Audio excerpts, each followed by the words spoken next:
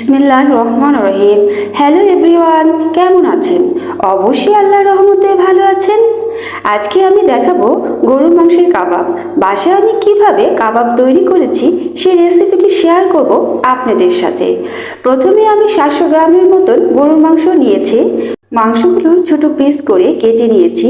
মাংসগুলো ভালো করে ধুয়ে নিয়েছি এবং সাথে দেখতে পাচ্ছেন কিছু উপকরণগুলো মাংসের সাথে অ্যাড করে দিব। 3টি শুকনো মরিচ, পরিমাণ মতন আদা বাটা, রসুন বাটা, সামান্য পরিমাণ হলুদের গুঁড়া, 2টি এলাচ, দারচিনি, 3টি লং, 2টি তেজপাতা, পরিমাণ মতন লবণ এবং রাঁধুনি কাবাবের মশলা। যেহেতু কাবাবের মশলা ব্যবহার করেছি তাই আস্ত মশলা কম দিয়েছি। আর দিয়ে দিব পরিমাণ মতন তেল। দেখতেই পাচ্ছেন বুটের ডাল 2 ঘন্টা পানিতে ভিজিয়ে রেখেছিলাম।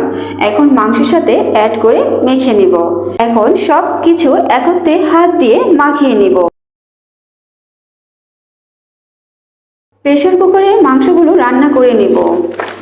সামান্য কিছু পানি অ্যাড করে দিলাম। এখন চুলায় বসিয়ে দেব। চাইলে হাঁড়িতেও রান্না করে নিতে পারেন।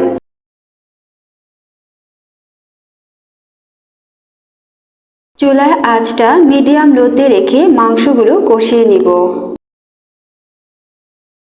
মাংস কষানো হয়ে গিয়েছে। এখন পরিমাণ মতন গরম পানি অ্যাড করব।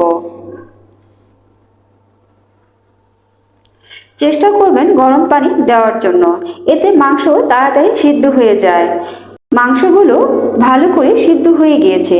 দেখতেই পাচ্ছেন আমি একটি ঘুটনি দিয়ে মাংসগুলো ছেঁচে নিচ্ছি। এতে ব্লেন্ডারে বা শিলপাটায় বাটতে কষ্ট কম হবে।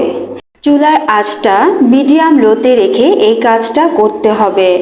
এখন চুলার আঁচটা আমি অফ করে দিয়েছি এবং দেখতেই পাচ্ছেন আমার মাংসগুলো কিরকম ভাবে সিদ্ধ হয়েছে। এই তো কাবাবের মাংসগুলো রান্না হয়ে গিয়েছে। যদি ব্লেন্ডারে ব্লেন্ড করতে চান তাহলে মাংসগুলো ঠান্ডা করে নেবেন। আমি যেহেতু শিলপাটায় বেটে নেব তাই হালকা গরম থাকায় শিলপাটায় বেটে নেব। এই তো বাটা হয়ে গিয়েছে। আরো কিছু উপকরণ অ্যাড করে দিব। অবশ্যই ডিম অ্যাড করতে হবে, না হলে কাবাব ভাজার সময় ভেঙে যেতে পারে। একটি ডিম অ্যাড করেছি।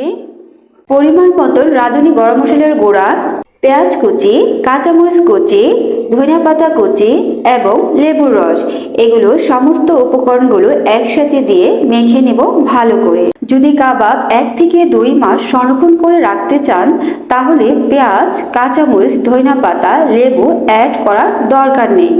আমি যেহেতু কয়েকদিন রাখবো তাই এগুলো অ্যাড করেছি। এতে কাবাবের স্বাদ দ্বিগুণ বেড়ে যায়। আমার রেসিপিগুলো ফেসবুক পেজে লিংক দিয়ে থাকি। যদি আমার রেসিপিগুলো সব সময় দেখতে চান তবে ফেসবুক পেজে ফলো দিয়ে রাখতে পারেন। আমি কিছু কাবাব বানিয়ে দেখাচ্ছি।